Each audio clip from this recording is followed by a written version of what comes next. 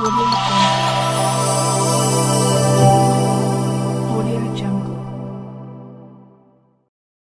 మండపాలు మొత్తం కూర్చుంటాయి సార్.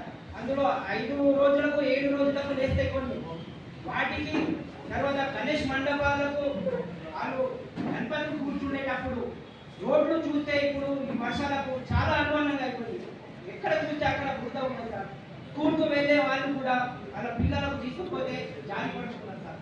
ఇలాంటి సమయంలో ఇంతకుముందు కలెక్టర్ వరుణ్ రెడ్డి గారు స్పెషల్ మా వార్డు ఆ సంవత్సరం నుంచి లాస్ట్ ఇయర్ వరకు మేము వేసాము. ఈసారి మీరు అధికారులు స్పందించి అక్కడ ఒక్కసారి వెళ్ళి చూసి రోడ్లు కూడా చూసి అక్కడ కొన్ని ట్రావెల్ వేసి మొత్తం రోడ్లకు మంచిగా వాళ్ళకు వసతులు కల్పించాలని నా యొక్క విన్నపము. మరియు ఇది ఏదైతే శాంతి కమిటీ అందరూ హిందూ బంధువులు అందరూ ముస్లింలు అందరూ కలిసిమెలిసిగా చేసుకునే ఈ పండుగ ఒకరికొకరు సహకరించుకుంటాం సార్. ఇందులో కొందరు ఉంటారు ప్రతి ఒక్క దాంట్లో ఏదైనా చిన్నప్పుడు ఉంటాయి. అలాంటి వాళ్ళకు మీరు అధికారులు గమనించి వాళ్ళకు మీరు శాశ్వతంగా వాళ్ళు ఇలాంటి పనులు చేయకుండా చూసుకోవాలి సార్. రాజకీయ లబ్ధి కొరకు కొందరు చేసి ఉంటారు.